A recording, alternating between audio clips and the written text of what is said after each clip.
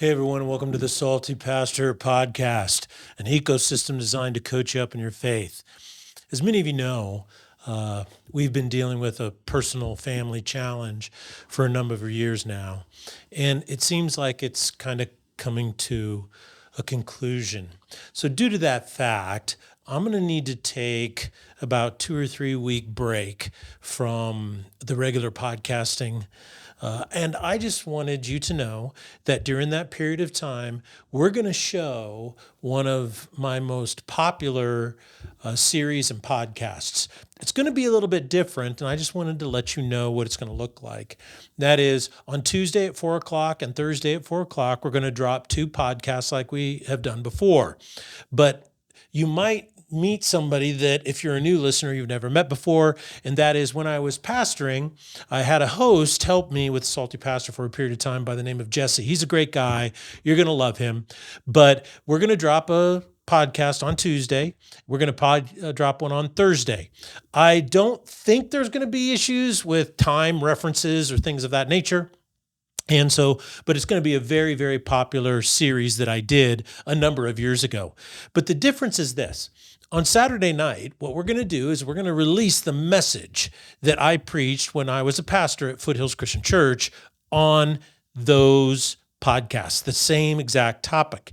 And I know that some of you have chosen to begin listening to or watching the Salty Pastor on Sunday morning for your church at home. So I just wanted you to know that Tuesday and Thursday, you can listen or watch on YouTube channel for those podcasts. And then on Sunday, if you want, you can watch that message for your church at home with your family. One of the things I would encourage you to do is, since it's a great series, I think you're going to really enjoy it. It's a great reminder, a great refresher, is if you're so bold, invite some neighbors or friends over and say, hey, we're going to listen to this message. We're going to have a brunch. We're going to have a good time. It's a great way to build the kingdom of God and fulfill your mission according to Jesus Christ. So in the meantime, I would just ask that you pray for my family, pray for my kids, pray for my wife and what she's having to deal with. And I hope that you will just continue to listen and that you will be a part of the Salty Pastor Podcast. We love you. We need you. And I hope that you found what we've been doing beneficial to you and your faith. I hope to come back later this summer and in the fall and be able to continue to encourage, coach you in your faith. Because you remember, what you believe is one of the most important things about you. So here we go.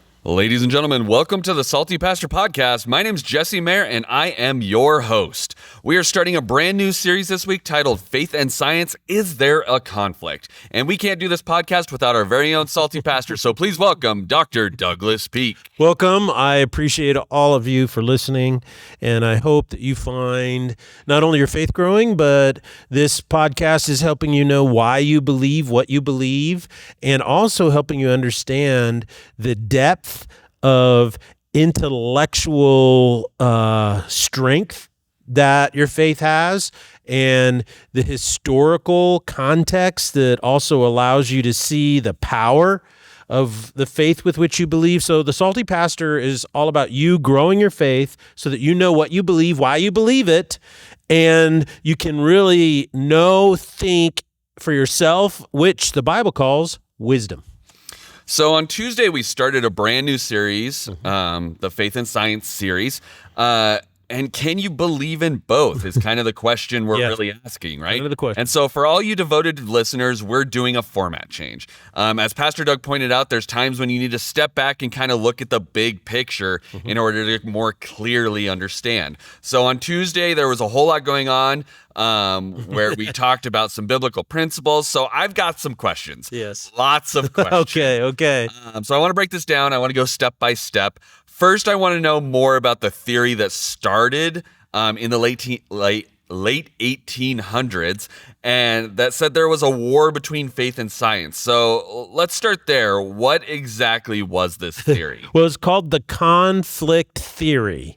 And it was a propositional truth or postulate that a guy talked about named William Draper, where he wrote a couple of books and basically was kind of saying faith and science are opposite. They're at war with one another. That was actually the name of his second book. And he was trying to really push this as a paradigm at the time. So where did that come from?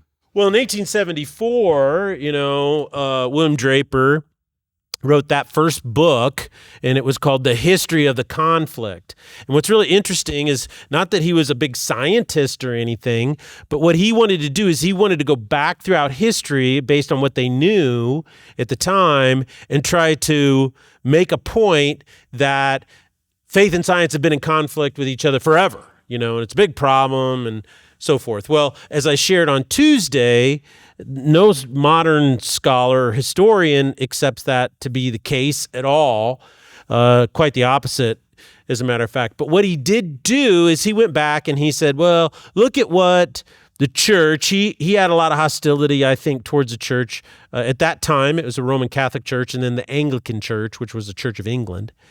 And he pointed out, well, look how they treated, Galileo, and he was under house arrest his whole life and so forth and all this kind of stuff.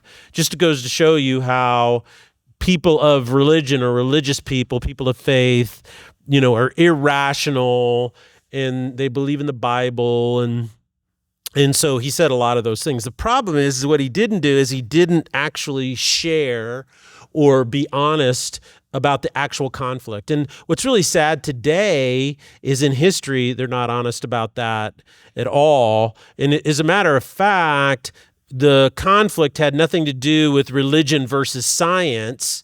The conflict was a Ptolemaic perspective of science or a theory of science, and Galileo's position that Copernicus was right.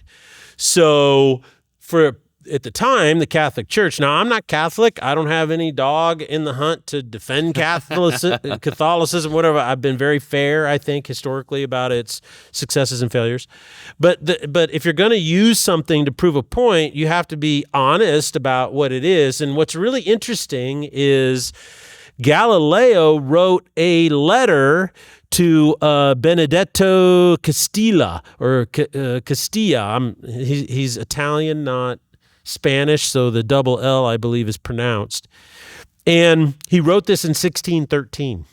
Okay. And in the letter, you can go and read the letter today, and I want to give you a quote from this letter just to show you what he says.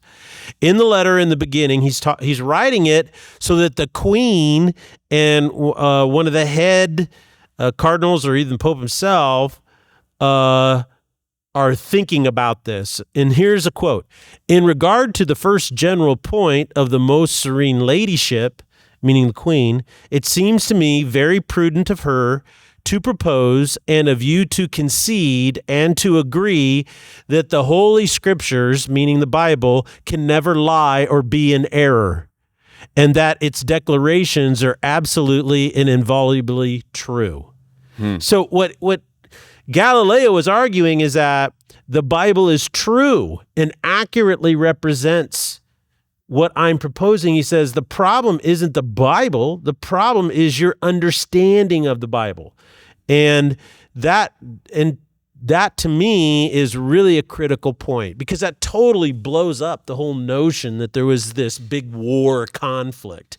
And what atheists today, otherwise known as naturalists, is what they call themselves, try to postulate, and we'll get into this in a moment, our culture has adopted, is this notion that the two are antithetical and there was a war and the atheists won, but that's just not true, because that didn't happen in Galileo's case.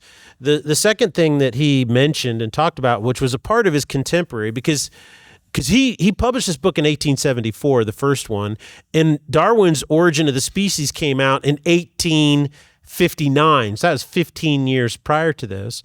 And very quickly, the scientific community in Britain at that time adopted the basic tenets of the Origin of the Species. But what The Origin of Species that Darwin wrote and postulated is nothing like the theory that you're taught today. And we'll talk about that later in the series. But what's really interesting is when it was published, he said this. He goes, look, science, he goes, I'm a scientist, and science has nothing to do with Christ. And what he's trying to say is it has no position on religion. It has nothing to do with Jesus. And then he says this, except insofar as the habit of scientific research makes a man cautious in admitting evidence. So what he's saying is that Christians do a good job of being really careful with the evidence. They want to make sure that it is scientifically proven fact. So that was a big deal to him. And if you go and read the wiki even today, and the wiki, when you go and you read Wikipedia and stuff like that on the internet, everybody knows that Wikipedia is a very left-leaning, group, and it gets out there pretty far. And even in the wiki says this. Darwin still believed that God was the ultimate lawgiver and later reconciled that at the time he was convinced of the existence of God as a first cause and deserved to be called a theist. So I bring both of those up to show that William Draper's point was completely false, and it's been discredited over and over again. So why is this conflict theory becomes so popular in the media? Well, the media loves conflict theory because they love conflict because that creates drama, right? And when you have drama, you have something to report on. How many would watch the news if the news started with, it's a beautiful sunny day in Idaho. Nothing is going on and all is at peace. All is happy and the world is... People would go... and turn it off. So people love conflict. And originally, I think that there was an issue that as media got going is that they wanted, conflict. And because it creates a little bit of drama and there's a side and they could be neutral. But that has changed because today the media is the number one advocate for the conflict theory in today's world. And the reason why is I believe their postmodern mentality. When people ask about postmodernism, postmodernism is a way of thinking, and it postulates that there is no absolute or objective truth. And so it's all about narratives. It's all about stories. And so where this has really taken the most powerful effect is in journalism schools over the last 30 and 40 years. And so journalists are no longer taught to be neutral or objective. They are taught to find a story that will generate views. So what they're trying to do is they're trying to build an audience because it has become money driven. And if you're good in the media and you get a lot of viewers, you make a lot of money. The money you make is directly related to how many people watch your show. And so because advertisers won't pay, and they pay more, they won't pay if nobody watches, and they'll pay more if millions and millions of people watch. Right. So the incentive there is to create an audience based on fiscal, remuneration, which I don't have a problem with that. The problem with that, though, is that the incentive is in direct conflict with objective truth. It's within direct conflict with wanting to know what is true. And this is why the term today, fake news, has become so popular, is because everybody speaks narratives. They don't speak in an objective or neutral frame of reference anymore.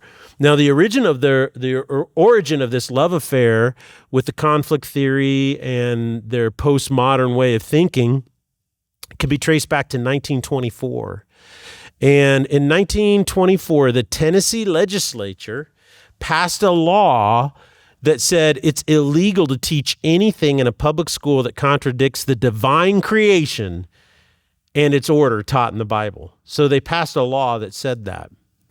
Now, a local businessman by the name of George Rapelier, he conspired with Scopes, who was a high school biology teacher, to get charged with a violation of this new law. And after his arrest, the pair enlisted the aid of the American Civils, the ACLU, to organize a defense. So they had planned to get arrested and charged with this offense or violation of this new law. And so Charles Darrow, represented Scopes on behest of the ACLU. He was a famous defense lawyer, and he was a key leader in the ACLU. And in the actual trial between the state of Tennessee and Scopes, it was a challenge between modernists and fundamentalists. And this is very important to understand. Modernists didn't see a direct conflict between the theory of evolution and the belief that God created the heavens and the earth. Fundamentalists, on the other hand, did. They saw it as a conflict. And so in the original trial, it was a conflict between modernists, which were people of faith, and fundamentalists, which were people of faith. So isn't that interesting? Because that is not the perception that people have today at all. Right. But what happened is that a fundamentalist, he was a very, very popular guy, and what was his name again? William Jennings Bryan. That was his name, yeah. Okay, so William Jennings Bryan, he was a 3-time presidential candidate for the United States on the Democratic ticket. So he was a Democrat, and he was a big fundamentalist. And so he saw this as an opportunity politically to shine his star. And Charles Darrow, of course, said, well, maybe not.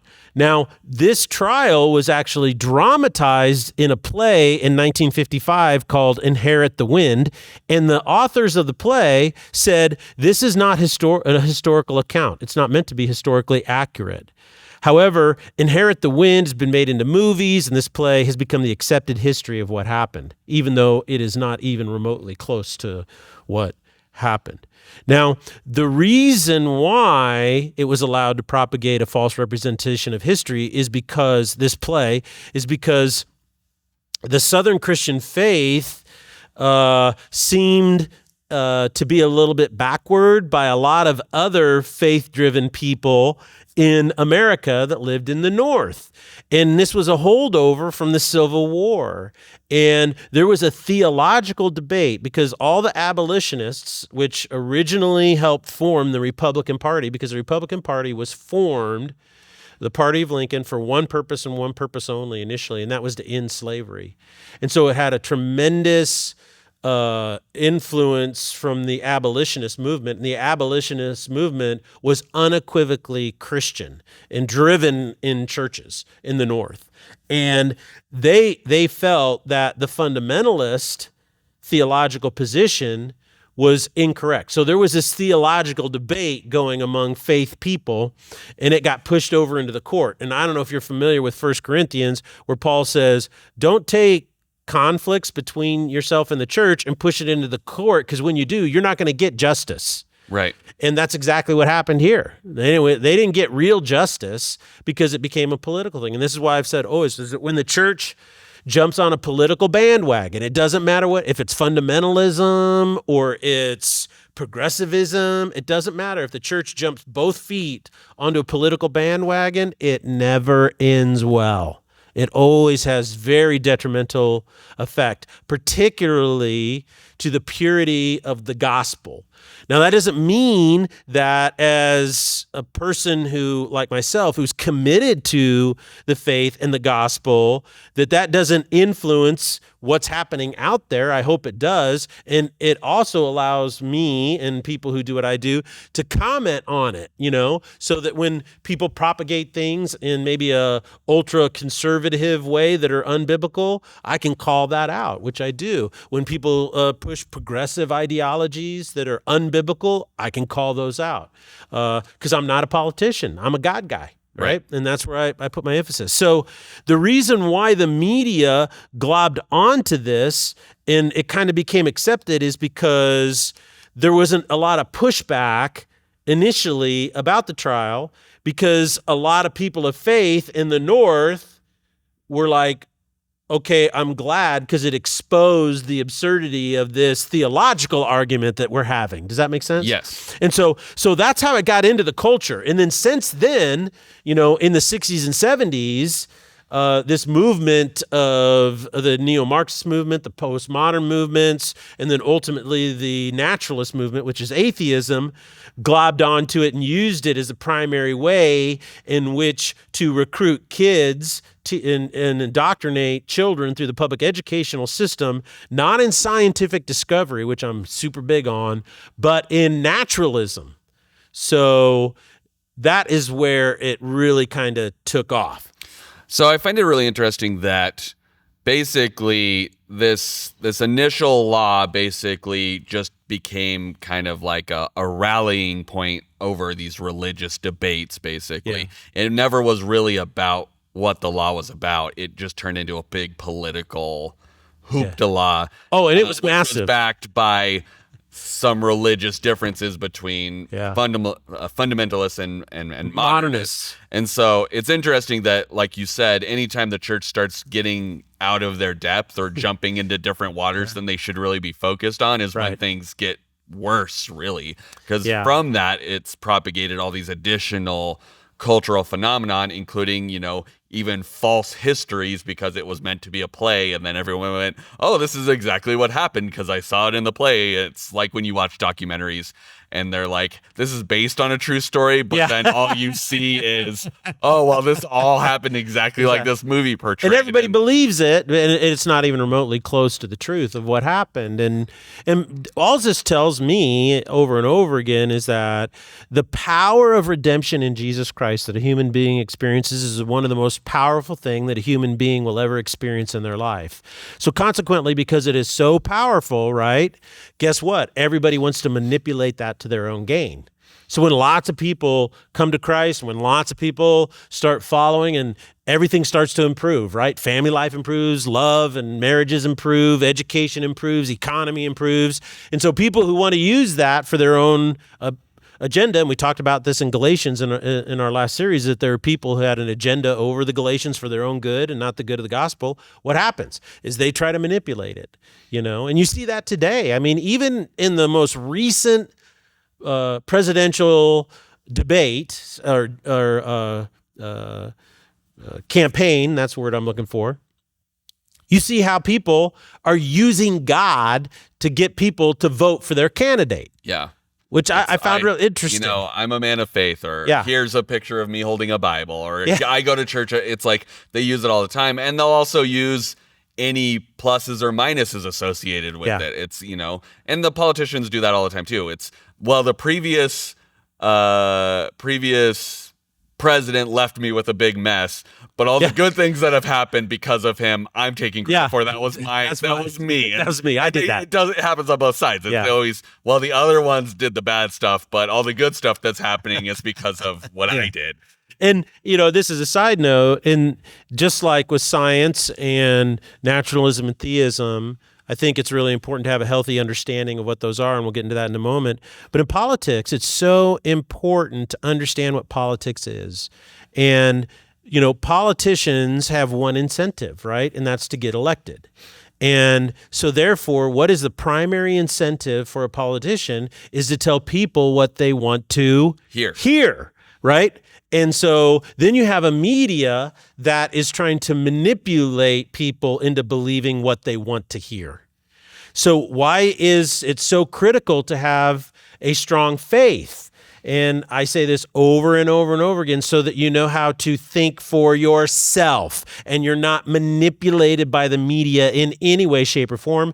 And then when a candidate you have to vote for one, you're not voting for them based on emotion or celebrity worship or belief that they're going to save the universe. That's all absurd, I mean, the president of the United States is a janitor. Okay, the president, let's get this straight. She is a janitor. They're supposed to execute the laws that come from the legislature and figure out a way to dispense the money. I mean, they at best are an administrative assistant, but our society has turned them into Messiahs and celebrities. And I don't want to, you're the leader of the free world. And I'm like, no, he's not. No, she's not. You are not. The American people are the leaders of the free world. We are the United States of America. This country belongs to the people. The whole point in its inception, now I'm going on a political rant here. You've got me going. Is the whole point of its inception is that that we don't worship monarchs. We don't worship celebrities. We left Britain for this purpose. We left Britain for this purpose. So the country belongs to the people. That's why it says we are a government of the people, for the people. So whenever we get involved in a political campaign where we're worshiping the candidate, we put all of our faith in a candidate, that's not so good, Lucy. That's not so good. That's a throwback. So anyway. Well, so just kind of continue on what we've been talking about. Yeah. We went through this whole thing in Tennessee. They kind of pumped up this conflict theory based on the legislation that had happened there. Where are we seeing the conflict theory the most today? Well, first, I think you see it predominantly in the media and celebrity culture. You see it a lot. But the people who are the priests of it are naturalists. And naturalists are commonly, we know them as atheists, but they call themselves naturalists. Another word that they use to describe themselves is materialists. And what they mean by that is we just don't live in a material world, but human beings are material persons. And what they mean by that, when they say you're a material person, they mean that there is no you that is you. You don't have a soul. There is no sentience about you. There's no consciousness that exists outside of neurons firing. You're simply chemical neurons firing. There's nothing beyond that. There's no depth to you. There's no depth to you. Yeah, your personality is simply a predetermined neuro response to certain circumstances that you have lived through growing up. And so if someone had the exact same situation and exact same chemistry as you, they'd be exactly like you. So there's nothing unique or special about you. And that's what naturalists believe, and they're the ones that the media celebrates and brings to the forefront as celebrities. You have Bill Nye the Science Guy, you have Richard Dawkins, Christopher Hitchens, you have Dillahunty, you have on YouTube, you have the Cosmic Skeptic, you have a new guy, Rationality Rules or Rational Rules or something like that. I can't think of his name. You have a number of other famous, Sam Harris, Bill Maher is really big on this, Penn Jillette from Penn and Teller, and they write lots of books, and they write, and what's really interesting is the one thing about almost all of their books is not a postulate of what they believe, except for Sam Harris. Sam Harris, I think is probably one of the more intellectually honest, because he just doesn't deconstruct and criticize religion and tell you how bad it is. What he says, okay, here's what this is the contrary point. This is what we stand for. And a lot of them don't do that, because when you read that is when it gets really scary. Right. That's when people start reading that and go, holy smokes, that's what you guys actually believe then. So you see it a lot today in the media, and it's enamored with that. And because the media wants to generate narratives, they want to generate people watching them. And so the media actually believes that human beings are very easily manipulated, and they believe what they're told. They're sheep. And the goal of the Salty Pastor is not to tell you what to believe, but to help you realize what's going on and how to think for yourself. So how do we unravel this falsehood of the conflict theory? How do we fight it? How much time do we have left before this is over? This is long. So I got 5 minutes, 10 minutes? Something like that, yeah. Let me introduce a construct, and here's what it is, and that is, first, you have to understand the influence of postmodern thinking, okay? You have to really get into that and understand that it is a way of thinking. It's not so much a conclusion, but it's a way in which you process information. And if you process information and you think in a way as a deconstructionist, then it really helps one of the positions, and we'll talk about that in a moment. Then there are basically three positions out there once you understand the influence of postmodern thinking. First, there's science. Okay. And now, what is science as a discipline? What is it actually? When you go back and you read and understand science in its purest form is similar to what Thomas Kuhn talked about. He was he was a scientist, and he became the history a scientist. He studied not only science but the history of how it developed, and he wrote a book called The Structure of Scientific Revolutions, which is a really great book to read.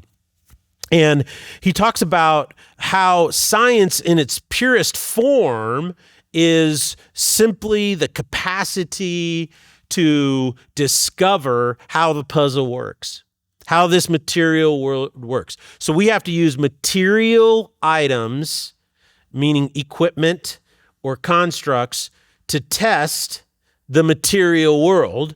And then what we do is we ruthlessly challenge our assumptions and we ruthlessly challenge our conclusions. So we're not going to accept anything as factual in this material world scientifically until it can be proven and proven again. And then once that happens, we're going to build on that. So science, when you describe it that way, you can see why I personally, if you know me, am a big fan of science. Right? I'm a big fan of that. I'm a big fan of that approach. And I believe as we dig into this, what we're going to find out is the science, it doesn't really matter if you're a Christian when you practice science. It doesn't really matter if you're an atheist when you practice science, because you're simply following the rules of science. It's a tool, right? Now, when a Christian comes to it and does it, this is going to be the salty, controversial thing of the day. When a Christian comes to it, they have a higher probability of conducting more accurate science. A atheist has a less probability of being accurate in their science. Why is that? Well, because the whole point of science is complete objectivity, right? And so if in the back of your mind you believe that there is a God who created this and it's going to point to something bigger and better, you're going to want to be more accurate. Like, I want to make sure my math's right before I go on to the next level of math. That's a really big deal because it doesn't benefit me to shade it to get to the next thing, right? So now, are there Christian scientists that have made mistakes and shaded stuff? Absolutely, because they didn't get their bias out of it. But on the other hand, an atheist has a predetermined bias already, and his predetermined bias is very narrow. And so he or she is less probable to conduct. Now, I'm not saying it's impossible. I'm just saying it's less probable because of science in and of itself. Well, it kind of reminds me, so I was listening to a podcast and they were breaking down the Stanford prison experiment. And that scientist, I put that in air quotes for those of you who aren't watching on our YouTube channel, he came in with a pretty strong bias in the way he set up the experiment. He already had pre-scheduled media to come and take footage and photos of what he thought was going to be happening before it had even started. And so he doesn't, it's not even called an experiment anymore in the papers that reference it because the method, the scientific method was not followed. There was not a lack of biases. It was not objective. He basically put them in a very specific thing. He told them to do certain things to get the outcome he wanted to see. And so it's similar to what you're saying is it's not impossible, but there's a lot of scientists that come in having a predetermined bias, looking for a specific answer to prove their bias. Right? And it's getting really bad. This is another, particularly in the social sciences. A guy went back and he did a longitudinal study of all the many of the different studies that are going on in the social sciences, sociology and psychology and so forth, and all of these types of things. And they found that well over 50% of all the studies are not scientific studies at all, but it just creates this culture. They publish something that reinforces their bias, their confirmation bias, and then someone else references it, and then someone else references it, and then someone else references it, and then just like the Inherit the Wind play, it becomes accepted fact. And my opinion is that, okay, that's bad for science. That's not good for science. Right. And that's how we come up with really bad ideas, So science, so you have to understand what science is and what it's intended to be. The second thing you have to do is you have to understand what is theism. And what is theism trying to do? And what does theism do in regards to how you practice science? We're going to go into that more in depth because we're kind of running out of time today. But then there's what is known as naturalism. And naturalism is atheism. And atheism tries to use science to prove its religious point. I want everybody to understand, atheism is not a rational conclusion of science. Even though Neil deGrasse Tyson tells you it is, Richard Dawkins tells you it is, Sam Harris tells you it is, they are wrong because they are making philosophical assumptions based on their scientific discipline. Now, are they good at science? Yes. But as everybody tells you, they're horrible at philosophy. And the thing is that the issue of theism and the issue of atheism are in the world of philosophy and logic and history, and those are the intellectual foundations for whether you're a theist or a atheist, right? Right. And so consequently, what's happening today, and this is what we're really going to dig into, is that it takes a whole lot more religious faith to be an atheist and believe in science than it takes for a theist to believe in science. So I'd like everybody to really chew on that when people who are scientists who jump over into atheism and try to use science to prove atheism, then what they're doing is they are making religious claims, not rational scientific claims. Because science in and of itself, and this is what all theists agree, and most intellectually honest atheists agree in this regard. You never hear about them because the media doesn't like them because they're not sensational and say inflammatory things. But what happens is they even say this, and that is, well, philosophically, logically, it's impossible for science to conclude anything that exists outside of the material world because science as a tool is only designed for the material world. It's kind of like this. Say, what's your car designed to do? It's designed to drive on the ground, the pavement, right? So what you're trying to do is say, based on what my car is designed to do, I'm going to postulate how it flies in the air. Okay, you can't do that because the car doesn't fly. Right. A plane is something that moves through the air quickly, but the whole mechanics of flight are so different. They're out of this world compared to a vehicle. Now, some people would say, oh, that's not true. They both have engines in them. And you're like, okay, that's the least common denominator, but they're both powered. You're right. They have tires on them. They have tires on them. Yes, you're right. But you see that, and so that's what these guys who are naturalists are doing with science, and it's just totally ridiculous. So what I really want to do is help push everybody to realize just how to think for themselves and understand the construct. And that is, first of all, we live in the sea of postmodernism. So this water is the air we breathe, and it affects everything. Then there are three positions or three postulates. One, science itself, atheism/naturalism, and then there is theism. And so the real question is, where does the conflict lie in science? Is science in greater conflict with theism, or is it in greater conflict with naturalism? And my position is there is a lot greater conflict with natural or atheism between science than there is between theism and science. Well, I'm excited for you to dive deeper into that throughout the course of this series.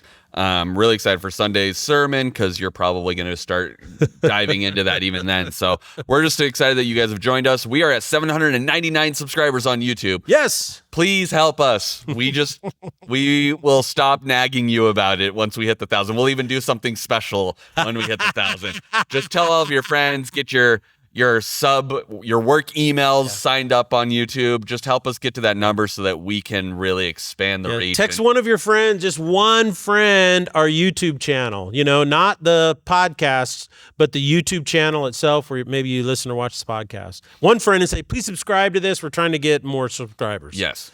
So we really appreciate you guys joining us. Hopefully you're joining us on Sunday, either in person or online for the sermon. And we will see you then here at Foothills Christian Church in beautiful Boise, Idaho. Blessings, everybody.